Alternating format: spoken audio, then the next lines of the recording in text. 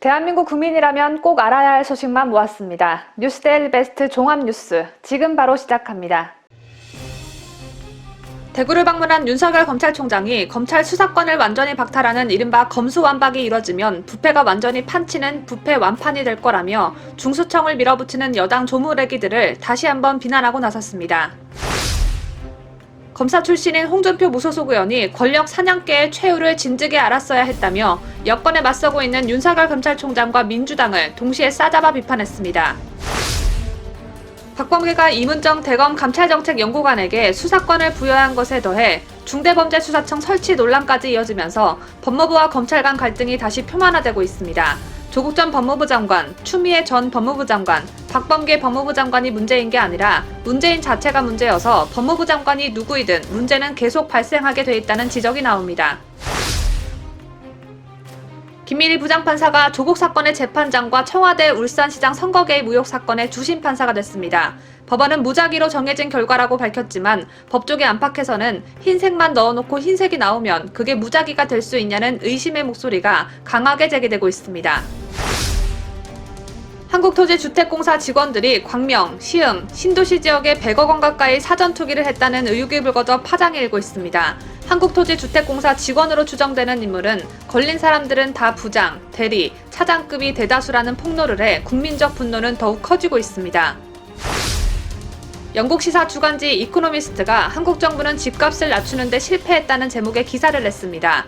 부제는 유권자들이 행복하지 않다라는 문재인의 뼈를 팍팍팍팍 때리는 제목이었습니다. 문재인 정부의 부동산 정책을 비판하는 웹툰으로 대깨문들의 조리돌림을 당해야 했던 방송인 겸 만화작가 기안팔사가 아파트도 포기하고 결혼도 포기하는 젊은 세대들을 풍자한 웹툰으로 다시 한번 화제를 모으고 있습니다. 잠시 후 기안팔사의 해당 웹툰을 소개합니다. 세종시교육청이 촛불 집회 장소 사용을 지원한 박원순 전 서울시장을 극찬하고 검찰, 삼성, 야당 등을 매도하는 등 이념 편향적인 주장이 담긴 책을 관내 전체 초중고교에 배포해 논란이 일고 있습니다. 참고로 최교진 세종시 교육감은 노무현 재단 공동대표와 전국 17개 시도교육감 협의회 회장을 동시에 맡고 있고 세종특별자치시장은 더불어민주당 소속 이춘희입니다. 아스트라제네카 백신 접종 후 사망한 사례가 벌써 2건이나 터져 나오면서 국민들의 백신 불안감은 더욱 고조되고 있습니다. 불안감 불식을 위해 문재인이 3, 4월 중 백신을 공개적으로 접종한다는 보도가 나왔지만 청와대는 이를 적극 부인했습니다.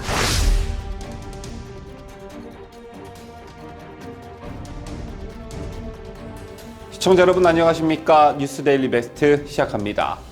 오랜 장고 끝에 한 일간지를 통해 자신의 입장을 밝힌 윤석열 검찰총장이 연이틀 여당에서 추진하는 중대범죄수사청에 대해 다시 한번 작심 발언을 내놨습니다. 전날 국민일보와의 인터뷰가 세간의 주목을 받았던 건 이것저것 눈치 보지 않고 여권에 대한 직접적 비판을 서슴지 않았기 때문이었는데요. 민주주의의 퇴보, 헌법 정신의 파괴, 인생 피해를 부르는 법치말살, 윤 총장이 이 말을 누구를 상대로 하는지 국민들은 너무나 쉽게 알 수가 있었습니다. 또 직을 걸어 막을 수 있는 일이라면 100번이라도 걸겠다며 배수의 진을 치기도 했었죠. 이처럼 다소 긴 인터뷰를 통해 권기를 보여준 윤 총장, 성이 안 찼던 것일까요? 국민일보와 인터뷰에 이어 그 다음 날엔 중앙일보와 40분간 전화 인터뷰를 했습니다. 인터뷰를 진행한 중앙일보 기자에 따르면 가끔 윤 총장이 언성을 높였다고 하는데요. 특히 힘 있는 자의 반칙을 언급할 때마다 윤 총장의 언성이 더욱 커졌다고 합니다. 여기서 힘 있는 자란 180석에 육박하는 여당을 가리키는 거겠죠. 오늘은 먼저 연일 작심 발언을 쏟아내고 있는 윤석열 검찰총장의 중앙일보 인터뷰의 핵심을 여러분께 먼저 전달해 드립니다.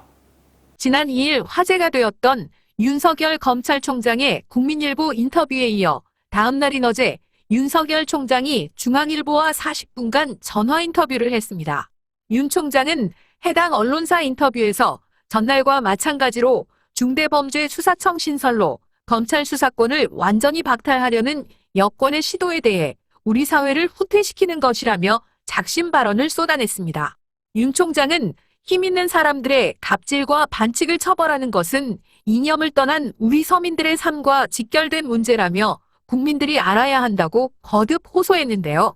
먼저 윤 총장은 100번이라도 직을 걸겠다고 말한 것과 관련해 검사장이든 총장이든 대단한 자리라고 생각해 본 적은 없다며 일을 똑바로 하는 게 중요하다고 말했습니다. 그러면서 윤 총장은 총장을 정점으로 한 전국의 검찰 네트워크는 법무부 장관 휘하로 다 빠져나가도 된다며 장관 아래 있더라도 수사와 기소를 합쳐서 부패 범죄 대응 역량은 강화하자는 뜻이다라고 말했습니다. 내 밑에서 검사들을 다 빼도 좋다고 거듭 강조한 윤 총장은 조국 장관이든 추미애 장관이든 박범계 장관 아래든 분야별로 전문 수사기관을 만들어 수사 기소를 합치자는 뜻이라며 어떤 형태로라도 수사와 기소를 융합해 주요 사건을 처리하고 주요 범죄에 대한 국가적 대응 역량을 갖게 만들어야 한다고 강조했습니다. 역시 국민일보 인터뷰에서와 마찬가지로 수사와 기소, 공소유지가 한몸이 돼야 한다는 뜻을 다시 한번 강조한 것인데요. 그게 안 되면 국민에게 피해가 간다고 말했습니다. 또한 윤 총장은 우리 국민들이 사는 데 있어서 표준이 되는 사건들, 힘 있는 사람들의 준법 의식을 확실히 고취하는 사건들은 검찰이 직접 해야 한다며 전 세계가 이런 사건들은 국익을 걸고 한다라고 강조했습니다. 또 당청을 의식한 듯 다소 센 발언도 있었습니다. 언제 입장을 밝힐지 고민했을 것 같다라는 기자의 질문에 윤 총장은 몇 차례에 걸친 인사가 있었다. 총장 징계 국면도 있었다며 그러나 법원 결정으로 복귀했다라고 회상했습니다. 그러면서 윤 총장은 나를 내쫓고 싶을 수 있다.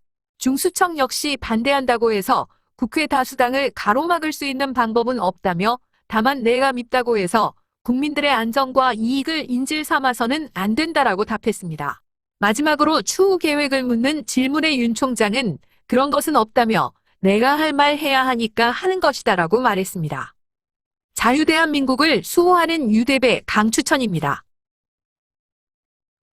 오랜 장고 끝에 연일 작심 발언을 쏟아내고 있는 윤석열 총장이 일선 검찰청 순회 일환으로 어제 대구를 찾았습니다. 이날 오후 2시 윤석열 검찰총장이 전국 순회 일정으로 대구 고검과 지검을 방문할 것으로 전해지면서 일찌감치 대구 고검 입구에는 수많은 취재진들이 진을 치고 있었고 방문 시각이 다가오자 윤 총장의 지지자들과 안티팬들도 하나둘씩 대구 고검 앞으로 모여들면서 그야말로 아수라장이 되고 말았습니다. 저는 이 광경을 지켜보면서 두 가지 생각을 했는데요. 우선 현재 대선 후보로 거론되고 있는 야권 인물들 중에서 그 누가 이만큼의 언론의 관심을 받을 수 있을까?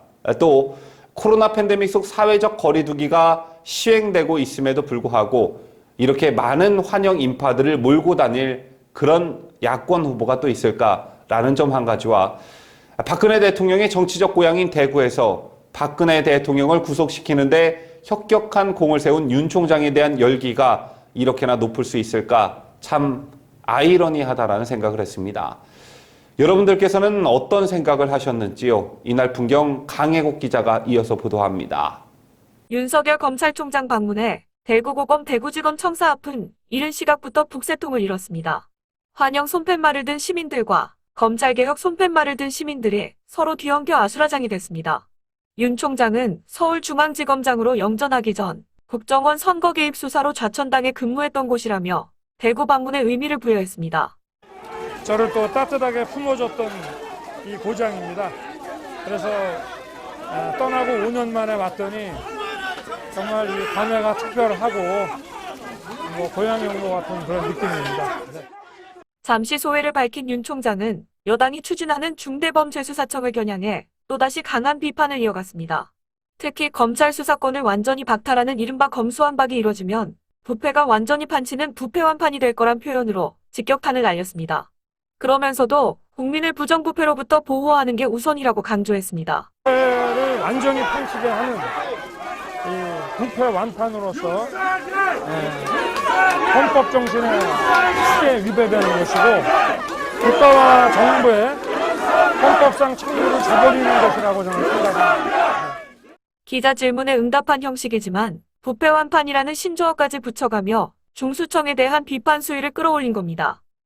윤 총장은 이날 대구고검 지검 검사 수사관 등 30명과 가진 간담회에서도 인사권자의 눈치를 보지 말고 힘 있는 자도 원칙대로 처벌해 상대적 약자인 국민을 보호하는 게 검찰개혁의 방향이라고 강조한 것으로 전해집니다. 검찰 수사권 박탈 입법에 대해서도 수사지휘나 수사가 전제되지 않은 상태에서 소송만 하는 건 검찰을 국가법무공단으로 만드는 것이라고 평가했습니다. 윤 총장은 또 박범계 장관이 이날 직접 만나서 얘기를 나누면 좋은데 이렇게 언론과 대화하니 안타까운 측면도 있다고 말한 것과 관련해 국민들이 올바른 판단을 하실 수 있도록 올바른 설명을 드리는 것이 공직자의 도리라고 생각했다고 설명했습니다. 자유대한민국을 수호하는 뉴스데일리 베스트 강혜국입니다. 서울 부산시장 보궐선거를 앞두고 재난지원금과 가덕도 신공항 이슈를 띄우려던 여권이 윤석열의 재등장으로 모든 이슈를 빨아들이자 비상이 걸렸습니다. 여권 강경파들은 윤석열 총장이 정치를 하고 있다며 연일 비판 수위를 높이고 있지만 여당이 검찰의 수사권을 빼앗으려 하는 것과 똑같이 국회가 가진 입법 권한을 빼앗으려 하면 니들은 가만히 있을 건지 되묻고 싶은데요. 중대범죄수사청 설립에 반대하는 윤석열 검찰총장의 작심 발언이 연일 이어지고 있는 가운데 여권은 당 차원의 정면 대응을 자제했습니다. 4.7 재보궐선거를 앞두고 검찰과의 갈등이 전국 전면에 부상하는 것을 피하면서 완급 조절에 나선 것으로 분석이 됩니다. 반면 야권은 윤 총장의 지원 사격에 나섰는데 이 소식은 김자유 기자가 보도합니다. 계속되는 윤석열 총장의 작심 발언의 여권은 일단 당 차원의 정면 대응을 자제했습니다. 어제 오전 열린 더불어민주당 최고위원회에서 이낙연 대표를 비롯한 지도부는 모두 백신 접종과 재난지원금, 신학기 개학 등 민생 현안과 재보선 등에 대해서만 언급했을 뿐 윤 총장 발언이나 검찰개혁에 대해서는 전혀 공개 발언을 하지 않았습니다. 최인호 수석대변인은 최고위원회 후 브리핑에서 검찰개혁은 확고하게 추진할 것이라면서도 3월 초로 예상됐던 수사청 설립법 발의가 미뤄질 수 있다고 말하면서 한 발 물러서는 모습을 보였습니다. 이 같은 윤 총장을 향한 민주당의 대응 수위 조절은 앞서 추미애 전 법무부 장관과 윤 총장의 갈등 사태에서 윤 총장을 향해 쏟아냈던 강도 높은 사퇴 압박과는 분위기가 사뭇 다릅니다. 서울시장 등 보궐선거가 한 달 앞으로 다가온 상황에서 여권과 검찰이 다시 정면 충돌하는 양상이 펼쳐지는 것은 도움이 되지 않는다는 판단이 깔린 것으로 보여집니다. 또한 윤 총장의 임기가 4개월가량밖에 남지 않은 상황에서 일러야 상반기 입법을 목표로 하는 수사청 설립 문제를 키우는 것은 윤 총장의 정치적 입지만 키워줄 뿐 여권으로선 불필요한 힘을 쏟는 일이 될 수도 있다는 분석도 작용한 것으로 보여집니다. 다만 민주당 소속 검경파 의원들은 개별적으로 윤석열 총장에 대한 비판을 이어가고 있는데 타락한 정치검사, 역겹다 등 그 수위 또한 상당히 센 편입니다. 반면 야권은 윤석열 총장의 작심 발언에 공감을 표하며 일제히 윤 총장 지원 사격에 나섰습니다. 판사 출신 김기현 의원은 페이스북을 통해 여당이 지은 죄가 얼마나 크기에 이런 무도한 짓까지 하는가. 그런다고 추악한 비리가 영영 숨겨지진 않을 것이라며 검찰을 사실상 해체시키려는 저희가 무엇인지는 뻔하다. 문재인 정권의 청와대와 이에 빌붙은 권력자들은 폐의물을 걱정하지 않을 수 없을 것이라고 꼬집었습니다. 역시 판사 출신인 나경원 국민의힘 서울시장 예비후보도 페이스북을 통해 문재인 정권의 검찰 죽이기가 다시 시작됐다. 윤 총장이 국민들에게 절실한 호소를 보내왔다. 외면에서는 안 될 절박한 외침이라며 이번 4.7 재보궐선거가 문재인 정권의 위험한 질주를 막을 마지막 기회일지도 모른다고 강조했습니다. 검사 출신의 같은 당 권영세 의원도 페이스북에서 윤 총장의 인터뷰 내용을 인용하면서 저들 민주당이 검수완박을 추진하는 이유는 간단하다. 수사기관을 약화시켜 지난 4년간 자신들의 공적 사적 범죄를 덮으려는 것이라며 윤 총장의 말대로 국민들께서 두 눈 부릅뜨고 지켜보시고 지켜주셔야 한다고 당부했습니다. 안철수 국민의당 서울시장 예비후보도 국민의힘과 한 목소리를 내며 윤 총장에게 힘을 실어줬습니다. 안 대표는 페이스북을 통해 검찰 수사권 폐지로 형사사법 체계가 무너지면 부패가 창원할 것이라는 윤 총장의 호소에 전적으로 공감한다고 적었습니다. 자유대한민국을 수호하는 뉴스데일리 베스트 김재유입니다. 윤석열 검찰총장이 전면에 나서 여권의 반기를 든 데 대해 정치권 주요 인사들의 평가가 엇갈리고 있는 가운데 김종인 국민의힘 비상대책위원장이 윤 총장의 사퇴 가능성과 관련해 내가 보기엔 그런 느낌도 든다면서 3월이 윤 총장의 결정적 순간이 되지 않을까라고 말했습니다. 김 위원장은 또 여당이 쓸데없이 무슨 놈의 중대범죄수사청을 만든다고 하니 윤 총장이 그러는 거 아니냐며 여권이 윤 총장을 잘못 다뤘다. 대통령이 민주당을 통제하지 않으니 저런 일이 벌어진다고 밝혔습니다. 올 1월 윤 총장을 향해 별의 순간이 왔다고 언급했던 김 위원장이 이번엔 결정적 순간이라는 표현을 한 것입니다. 한편 홍준표 의원은 여권과 윤석열 총장을 싸잡아 비판했는데요. 홍 의원은 3일 자신의 페이스북에 바람이 불기도 전에 먼저 눕고 바람이 그치기도 전에 먼저 일어난다며 이것이 검찰이 지난 70년간 권력을 누려온 비결이었다라고 했습니다. 홍 의원은 검사 11년, 정치 26년, 37년 공직생활 중 문정권처럼 철저하게 검찰을 도구 삼아 정치 보복을 한 정권은 여태 본 일이 없었다며 이같이 지적했습니다. 그러면서 1%도 안 되는 정치 검사들이 전 정권 적폐 수사를 하면서 없는 죄를 만들고 있는 죄를 과장하여 만들어 기소 만행을 저지르는 것을 본 일도 없었다며 1%도 안 되는 정치 검사들이 출세 의혹에 눈이 멀어 검찰 조직을 다 망친 것이라고 날을 세웠습니다. 그는 사냥개를 이용해 사냥을 해본 이들이 자기들이 사냥 당할 수도 있다는 것을 왜 모르겠나. 그래서 검찰 조직을 해체하는 것이라며 이제 와서 후회하고 한탄한들 무슨 소용이 있나. 다 자업자득이고 업보라고 꼬집었습니다. 마지막으로 홍 의원은 지금부터라도 반성하고 더 이상 권력의 사냥개는 되지 말라며 그래도 검찰을 사랑하는 니들의 선배가 한마디 했다라고 덧붙였습니다. 법무부 장관은 추미애에서 박범계로 바뀌었지만 법무부와 검찰 간의 갈등은 여전하죠. 박범계가 법무부 장관에 오르며 윤 총장과의 완만한 관계를 강조했지만 첫 단추인 검찰 간부 인사부터 윤 총장과 민정수석 패싱 논란이 일며 자신의 말을 스스로 무너뜨렸습니다.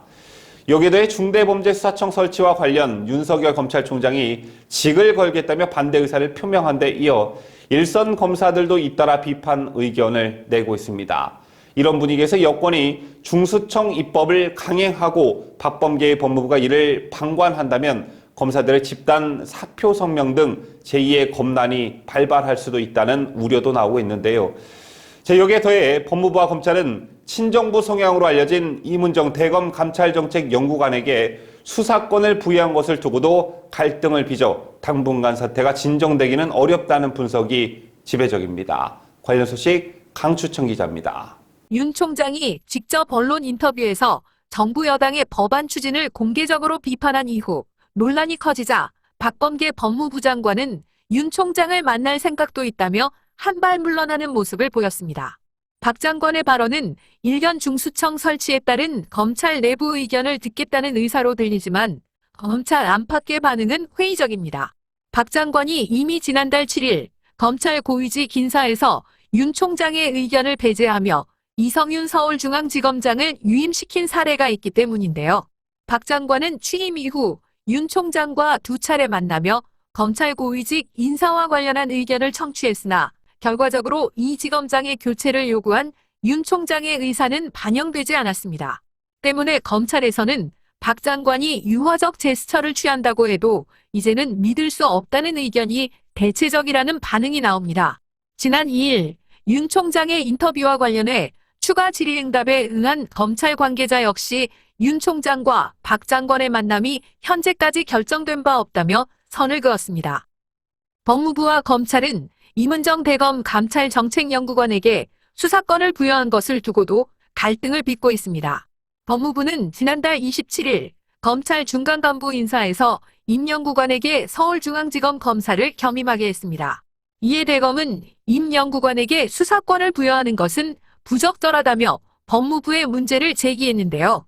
대검 사무분장 규정에 적시된 정식 직제 또는 검찰총장의 위임이 병행돼야 수사권을 행사할 수 있다는 지적이 제기됐기 때문입니다. 임 연구관이 맡은 감찰정책연구관은 규정에 없는 비직제입니다.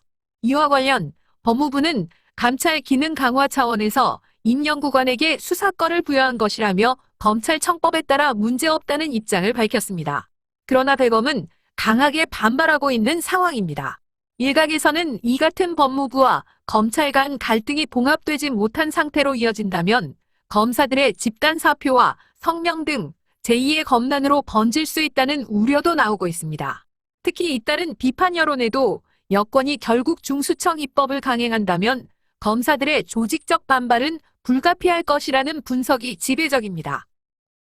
자유대한민국을 수호하는 유대배 강추천입니다.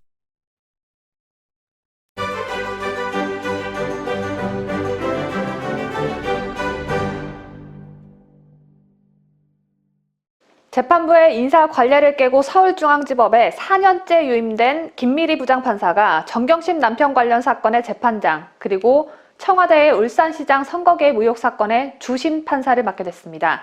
오늘 전해드리는 소식 중 가장 충격적인 소식이 아닐 수 없는 게 조국 사건과 송철호 울산시장 선거 개입 의혹 사건은 문재인에게 직격탄을 가할 수 있는 여권 내 가장 큼지막한 사건들이죠. 그렇다면 이 두 가지 사건을 어떻게 해서 김미리 부장판사가 모두 맡게 된 것일까요? 어제였던 3일 서울중앙지법은 직권남용, 자녀 입시비리, 사모펀드 불법 투자 등 혐의로 지난해 1월 재판에 넘겨진 조국 사건을 형사합의 21-1부로 배당해 김미리 부장판사에게 재판장을 맡겼습니다. 주심 판사는 김상현 부장판사가 새로 맡게 됐습니다. 서울중앙지법 부장판사는 한 법원에 3년, 한 재판부에 2년 근무하는 것이 인사 원칙이자 관례이지만 김미리 부장판사는 인사 관례를 과감하게 깨버리고 서울중앙지법에 4년째, 해당 재판부에 3년째 유임된 것입니다. 처음 경험해보는 나라를 이제 그만 만들 때도 됐는데 이들의 파격 행보는 멈추지 않고 있습니다. 청와대의 울산시장 선거 개입 의혹 사건은 형사합의 21-3부로 배당돼 김미리 부장판사가 주심을 맡게 됐고, 이에 따라 김미리 부장판사는 조국 전 장관에 대한 재판에서 소송 지휘를 담당하면서 동시에 울산시장 선거 개입 의혹 사건의 판결문 작성을 맡게 됐습니다. 다만 유무죄 등 재판의 결론은 3명의 부장판사가 합의를 통해 결정합니다. 검찰은 지난해 1월 공직선거법 위반 등 혐의로 송철호 울산시장과 송병기 전 울산시 경제부시장, 백원우 전 대통령 민정비서관 등 13명을 재판에 넘겼지만 1년이 지난 아직까지도 1차 공판도 열리지 않고 있습니다. 김미리 부장판사가 울산시장 선거 개입 사건의 새로운 주심을 맡게 된 것까진 그렇다 쳐도 지난해에 이어 조국 사건의 재판장을 맡게 된 건 짜고 치는 고스톱이 아니냐는 비판이 나올 정도로 의심이 강하게 든다는 지적이 법조계에서 나오고 있습니다. 불공정하다는 논란이 있었던 법원 인사 이후 김미리 부장판사가 조국 사건의 재판장을 계속 맡게 되는 바람에 공정해야 할 뿐 아니라 공정하게 보여야 한다는 재판의 대원칙이 훼손될 수도 있다는 지적입니다. 이런 지적이 나오는 이유는 김미리 부장판사는 지난해 6월 조국 재판에서 이 사건은 검찰 개혁을 시도한 피고인 조 전 장관에 대한 검찰의 반격이라 보는 일부 시각이 있다고 말해 편향성 논란이 거세게 인 바 있습니다. 조국이 잘못한 게 없는데 조국이 검찰개혁을 주장하는 바람에 그런 조국을 검찰이 괜히 트집 잡고 나선 것일 뿐 조국은 잘못한 게 없다, 이런 뜻으로 들리죠. 부장판사가 이렇게 말하니까 한쪽에 치우쳐져 있다는 소리가 안 나올래야 안 나올 수가 없는 겁니다. 이에 대해 서울중앙지법은 형사합의 21부가 담당하던 주요 사건을 추려 무작위로 배당했다고 설명했습니다. 그 수많은 대한민국 내 재판 중 여권 관련자들 재판만 쏙쏙 골라 배당된 듯한 그 무작위 속에는 애초에 김미리 한 명만 들어있었던 건 아닌지 의심되는 소식이었습니다. 4.7 서울시장 보궐선거를 앞두고 서울 시민들이 꼽은 가장 큰 관심사는 단연 부동산 및 주거정책이라는 여론조사가 속출했습니다. 박원순 전 서울시장이 성추행으로 이번 선거를 치르게 됐는데도 그에 대한 관심은 비교적 빨리 사그라들었고, 역시 최대 관심사였던 코로나 백신을 넘어 주택 공급 대책을 비롯한 부동산 이슈가 선거의 최대 변수로 떠올랐던 것이죠. 그 때문이었을까? 문제는 신임 국토교통부 장관에게 국토교통부의 명운을 걸라고 했고, 국토부는 이사 공급 대책을 내놨습니다. 하지만 국토부는 명운은 걸지 않았고 돈을 걸었습니다. 부동산 투기를 막아야 할 공공기관 직원들이 신도시로 예정된 지역의 땅을 미리 사들였다는 의혹에 국민적 분노가 일파만파 커지고 있습니다. 지금까지 국토부 조사 결과 LH 현직 13명, 전직 2명이 경기도 광명 시흥신도시 부지에서 땅을 산 걸로 확인이 됐죠. 이 같은 악재 화들짝 놀란 문제인은 광명 시흥뿐 아니라 현재 토지 부상 등이 진행되고 있는 고양 창릉, 하남 교산 등 3기 신도시 전체에 대해 전수조사를 지시했습니다만 전수조사에서도 본인 명의를 감추고 친척 명의 등으로 사들인 땅은 파악하기 어려울 수 있습니다.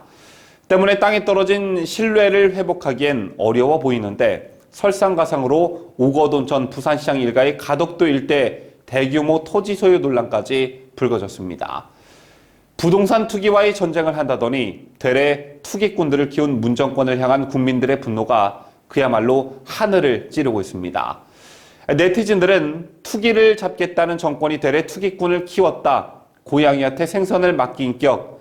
영혼까지 끌어 집 한 채 장만하려는 서민들의 마음을 갈기갈기 찢어놨다 등의 맹비난을 쏟아내고 있습니다. 현 정권 인사들의 부동산 투기 의혹이 제기된 것은 한두 번이 아니었죠. 좀 전에 잠깐 언급해드렸습니다만 성추행으로 중도 하차한 오거돈 전 부산시장 일가는 가덕도 신공항 건설 예정지 인근에 수만 평을 보유하고 있다는 보도가 나왔습니다. 오 전 시장은 2004년 부산시장 후보 시절부터 신공항 건설 공약을 제시했다는 점에서 이해충돌 소지가 있다는 게 전문가들의 견해입니다. 제밖에 김진애 열린민주당 의원의 사태로 국회에 입성하게 된 김의겸 전 청와대 대변인은 특혜 대출, 투기 논란을 빚은 서울 흑석동 상가 주택을 처분해 상당한 시세 차익을 거둔 적이 있고 지난해 11월 독일 대사로 임명된 조현옥 전 청와대 인사수석은 청와대 근무 중 다주택을 정리했지만 수석에서 물러난 뒤 오피스텔 2채를 구입해 비판을 받았습니다. 저에게 김정숙의 절친으로 알려진 손혜원 전 의원도 목포 부동산 투기 의혹으로 1심에서 유죄를 받았죠. 저 때문에 현 정부가 국민들에게는 부동산 규제에 올가미를 씌운 사이 정권과 가까운 사람들은 이익을 봤다는 배신감이 작금의 국민 분노의 주된 이유일 것입니다. 문재인의 전수조사 지시가 선거를 앞두고 말단 공직자의 책임만 묻는 꼬리 자르기식으로 흘러가서는 절대 안 될 일입니다. 이 건과 관련해 경찰이 수사에 나섰다고 하는데 이용구 차관의 택시기사 폭행건을 덮으려 했던 경찰, 이번 건과 관련해서 얼마나 국민들이 납득할 만한 수사 결과를 내놓을지 우리 모두가 지켜볼 일입니다. 세계적 권위를 인정받는 영국 시사주간지 이코노미스트가 문재인 정부의 부동산 정책 실패를 다룬 기사를 내놨습니다. 이코노미스트는 2월 말 펴낸 최신호의 아시아 섹션에 한국 정부가 집값을 낮추는데 실패했다는 제목의 기사를 보도했는데요. 부제는 유권자들이 행복하지 않다였습니다. 이코노미스트는 KB국민은행 통계를 인용해 작년 말까지 3년간 서울의 아파트 값이 58% 상승했다고 했습니다. 자, 이어 세계적으로 집값이 비싼 도시인 런던보다 서울의 집값이 더 비싸다는 취지의 통계도 제시했는데요. 중위 가구 소득 대비 평균적인 아파트 값이 서울이 16배이고 런던이 12배라고 전했습니다. 유명 만화작가이자 MBC 예능 프로그램 나 혼자 산다에 출연하고 있는 기안84가 내 집 마련이 어려워지자 결혼을 포기하는 요즘 젊은 세대들의 현실을 풍자한 웹툰을 선보여 화제입니다. 기안84는 아파트 값이 폭등한 지난해부터 문재인 정부의 부동산 정책을 풍자해 주목을 받는 동시에 대깨문들의 공격을 받고 있습니다. 기안84는 자신의 만화를 통해 이렇게 열심히 일해도 집 살 길은 보이지 않는다. 선의로 포장된 임대주택, 너나 사라 등의 비판을 전한 바 있는데 이때가 김현미 전 국토부 장관이 아파트가 빵이라면 밤을 새서라도 짓겠다라고 말했던 그 시기, 아파트 전셋값이 폭등할 때였습니다. 기안84가 이번에 웹툰을 통해 표현한 것도 집값에 대한 연장선상입니다. 기안84는 지난 2일 웹툰 복화광 333화에서 주인공 우기명에게 청첩장을 전달받은 지인의 모습을 그렸습니다. 지인은 취업, 내 집 마련, 연애, 그리고 결혼까지 그 모든 걸 포기하고 나는 해탈의 경지, 즉 무소유에 다다랐노라 라면서 혼자 사는 것도 팍팍한 세상, 결혼까지 욕심낸다니 미련한 중생아, 불행의 시작이다 라고 일침했습니다. 그러면서 돈, 재물, 채워도 차지가 않아 라면서 내 집 마련, 잡으려 해도 잡히지 않는 것이라고도 했습니다. 앞서 지난달 26일 공개한 웹툰에서도 이 지인은 결혼과 내 집 마련을 포기하겠다고 말한 바 있습니다. 그는 포기했다. 아파트도 결혼도 포기했다. 결혼이라는 건 무시무시한 퀘스트라며 퀘스트라는 건 하나씩 깨야 제맛이지만 나처럼 능력치가 안 되는 남자에게는 지옥이나 마찬가지라고 했습니다. 이어진 장면에서는 맞벌이몬, 자유박탈몬, 부동산몬, 건강보험몬, 사교육몬, 육아몬, 비교몬 등 결혼 후 겪는 현실적인 어려움을 괴물로 묘사했습니다. 최근에는 월 500만 원을 넘게 벌던 등장인물이 며칠 사이에 1억 원이 오른 집값에 좌절한 후 쓰러지면서 머리가 깨지는 장면을 그리기도 했습니다. 이 장면에 대깨문들이 스스로 찔렸던 것일까요? 대깨문들은 기안84의 이런 고품격 만화에 비난을 쏟아냈고 기안84는 최근 뭐만 하면 욕을 얻어먹는다고 토로한 바 있습니다. 하지만 기안84는 꿋꿋하게 계속해서 정부의 정책들을 비판하는 작품을 만들어내고 있습니다. 어제 뉴스를 전해드리면서 하단 자막으로 안내해드리는 헤드라인 뉴스 중 일본에서 코로나 백신 접종을 한 60대 여성이 사망했다는 소식을 전해드린 바 있는데요. 국내에서도 코로나 백신 접종 직후 접종자가 사망하는 사례가 발생했습니다. 지난해 독감 백신 접종 후 100명이 넘게 사망했던 사태가 재현되고 있는 것 같다는 생각이 강하게 드는데 아스트라제네카 접종 후 사망자는 같은 날 동시에 2명이나 발생했고 아스트라제네카뿐만 아니라 아나필락시스 의심 사례 3건도 신고됐습니다. 정은경 질병관리청장은 3일 브리핑을 통해 첫 번째 사망자는 요양병원 입원 환자인 50대 남성으로 지난 2일 오전 9시 30분경 아스트라제네카 백신을 맞았고 예방접종 후 11시간 뒤 흉통과 메스꺼움, 호흡곤란 등의 증상이 발생해 치료했으나 금일 오전 7시에 사망했다고 설명했습니다. 이어 두 번째 사망자는 60대 남성이며 요양병원 입원 환자로 지난달 27일 2시 30분경 아스트라제네카로 예방접종을 맞았고 예방접종 후 33시간 뒤 발열과 전신 근육통 등의 증상을 보였지만 호전됐다가 상태가 악화되어 금일인 3일 오전 10시에 사망했다고 말했습니다. 예상치 못한 그런 이상 반응이 접종 건수가 늘어나면서 발생할 수가 있기 때문에 특히 신규 백신인 코로나19 백신에 대해서는 인과성에 대한 파악이 쉽지는 않을 걸로 판단을 합니다. 이날 질병청은 브리핑을 통해 2건의 사망 사건과 별개로 3건의 아나필락시스 의심 사례에 대해서도 조사가 진행 중이라고 밝혔습니다.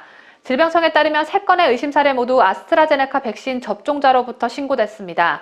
정은경 청장은 현재 아나필락시스로 의심되는 사례가 3건이 있다며 세부 정보를 확인하고 있고 3명 중 2명은 회복이 돼서 귀가한 상황이고 1명은 아직 관찰 중에 있다고 설명했습니다.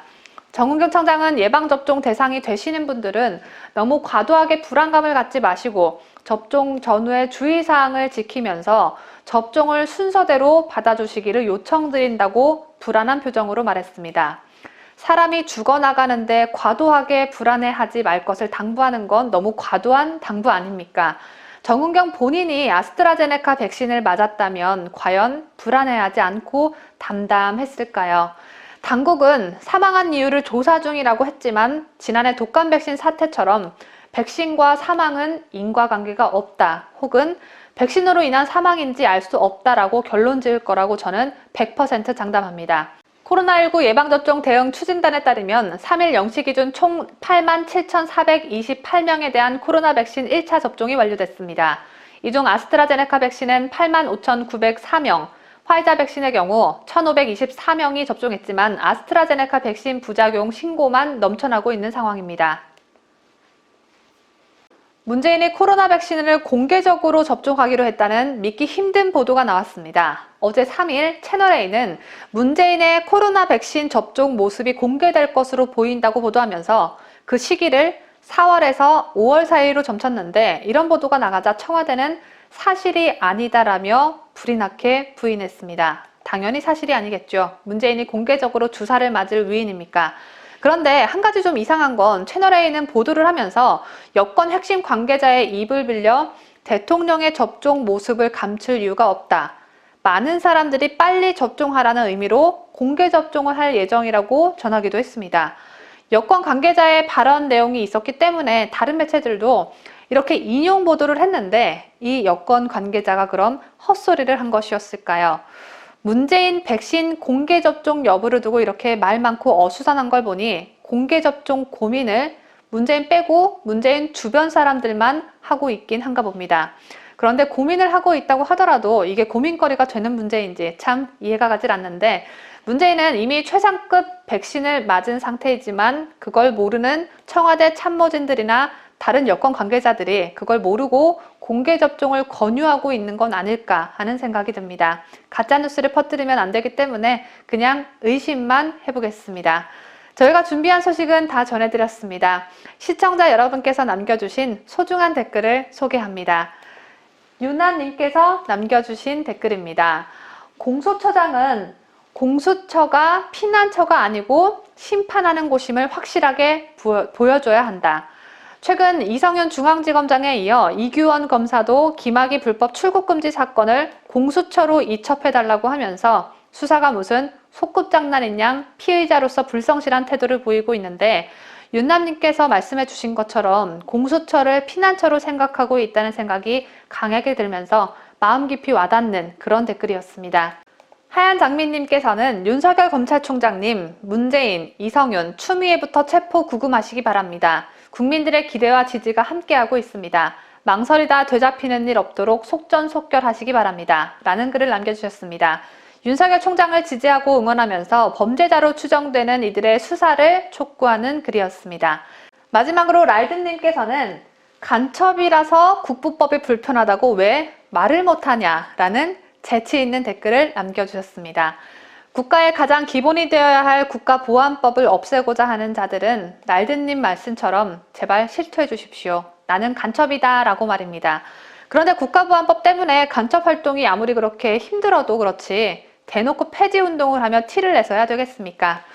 2021년 3월 4일 목요일 오늘 뉴스 영상에도 여러분의 의견과 응원의 댓글 많이 남겨주시기 바랍니다. 지금까지 함께 해주신 여러분 대단히 고맙습니다.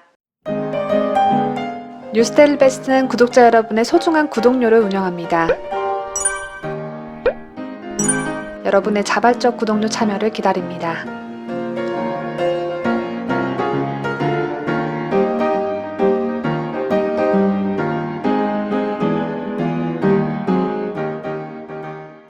제 옆에 이 동그란 버튼을 누르시면 저희 채널을 무료로 구독하실 수 있습니다. 뉴스데일리 베스트가 조속히 40만 구독자를 달성할 수 있도록 구독 버튼을 눌러주시면 대단히 감사하겠습니다. 이 영상은 제가 시청자 여러분께 추천해드리는 영상입니다. 저의 추천 영상을 시청하시면서 즐거운 시간 되시기 바랍니다.